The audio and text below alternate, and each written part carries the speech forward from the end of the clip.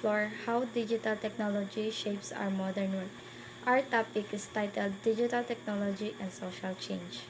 What is digital age? Digital age refers to the period in history when digital technology became an essential part of our daily lives. Almost everything we do today involves some form of technology, whether we are chatting with family, studying online, working on computers, or even relaxing by watching videos or playing games. In digital age, information is very accessible. You can search for answers within seconds, share content instantly, and communicate with people across the world without difficulty. So in short, the digital age is a time when digital tools, gadgets, and the internet greatly influence how we live every day.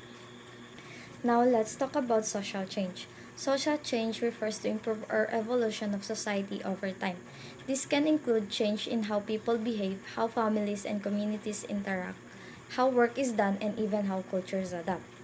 In today's world, one of the biggest drives of social change is technology. For example, the way we communicate has changed from letters and face-to-face talks to video calls and instant messaging.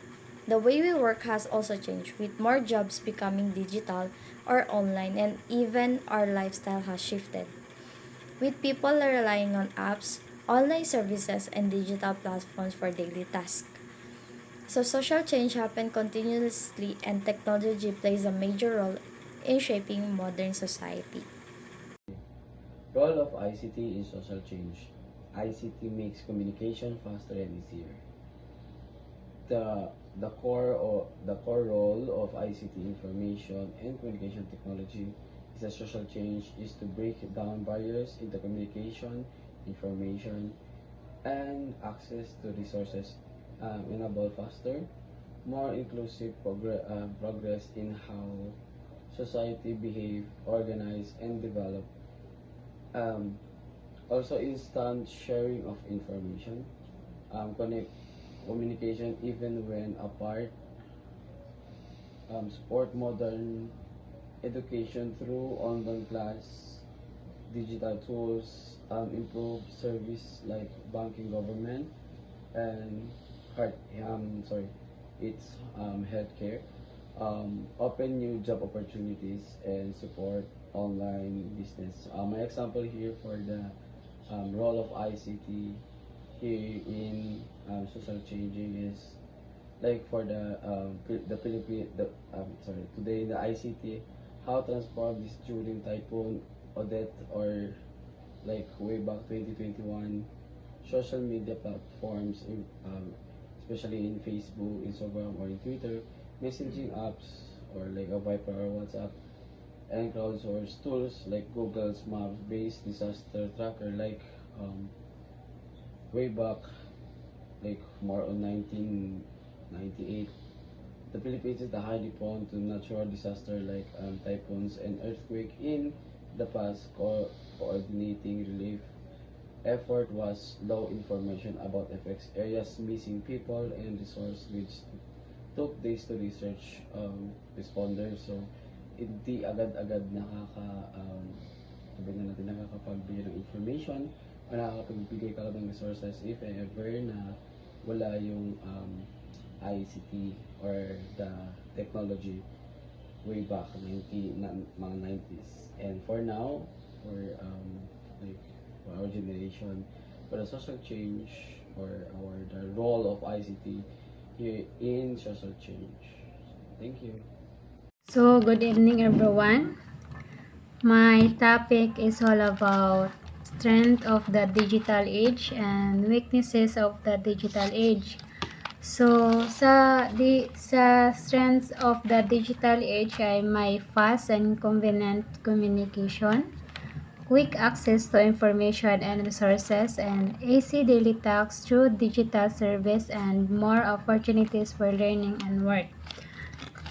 So, sa fast and convenient communication ay instant messaging, email at mga social media platform ay nagpabago sa komunikasyon na nagbibigay daan sa real-time na makikipag-ugnayan sa malalayong distansya. So, sa quick access to information and resources ay may internet ay nagsisilbing malawak na imbakan ng kaalaman, nagbibigay ng garang pag-access na impormasyon sa halos anumang paksa. So, sa daily tax sa AC Daily Tax through digital service ay mga digital na serbisyo tulad ng online banking, e-commerce of digital healthcare ay nagpapagawa ng mga pag-araw-araw na gawain na nagtitipid ng oras at pagsisikap. So, some more opportunities for learning and work. So, ang mga online education platform ay oportunidad sa remote work at mga digital workplace na nagpalawak ng akses sa pag-aaral ay trabaho ng sinisira ay mga hadlang ng heograpiya. So, ito yung mga example or meaning ng mga strengths of the digital age. So, dito naman sa weaknesses of the digital age, so, merong overuse of gadget and screen time, spread of fake news and information, privacy concern and data risks, and unequal access to technology. So, dito sa first is overuse and gadget and screen time. Ay labis na paggamit ng mga digital device ay humahantong sa mga issue at kalusugan tulad ng pagkapagod ng mata, pagkagambala sa pagtulog at mga problema sa musculoskeletal. So, dito naman sa spread of fake news and information ay mabilis na pagpakalat ng maling impormasyon sa pamamagitan ng social media at mga platform na nagpapahina sa tiwala sa mga institusyon. So, dito sa privacy concern and data risks ay pagtaas ng pagkolekta ng data at online tracking ay nagpapataas ng mga seryosong alalahanin sa privacy. So, last is unequal access to technology. So, ito yung nagpapatuloy ng digital divide na may pagkakaiba sa access sa teknolohiya at connection sa internet sa pamamagitan ng mga develop at developing na bansa. So, pati na rin sa loob ng mga komunidad. Opportunities in the digital age. The digital age has brought about numerous opportunities across various fields, including number 1, remote work. With the rise of digital communication tools, many companies now offer remote work options allowing people to work from anywhere. E-commerce. Online shopping has become increasingly popular, creating opportunities for entrepreneurs to start their own online business. Digital marketing. As more businesses move online, the demand for digital marketing professionals has increased. Content creations. The internet has enabled people to share their own content with a global audience, creating opportunities for creators to monetize their work. Online education. Online courses and tutorials have made it possible for people to learn new skills, access education from anywhere. Virtual assistants. Many businesses are looking for virtual assistants to handle tasks such as email management and social media management. Freelancing. Platforms like Upwork and Freelancer offer options for Filipino to offer their skills to clients worldwide. Online tutoring. With the rise of online learning, there is growth demand of online tutors, especially in subjects like English and Math. And nowadays, marami ng daan upang kumita yung mga tao, marami ng mga opportunities para kumita yung mga tao, marami ng paraan para umangat sa buhay. Ang gagawin na lang natin is consistency and tiyaga Thank you. Okay, so for this slide, these are the common threats we face in the digital age.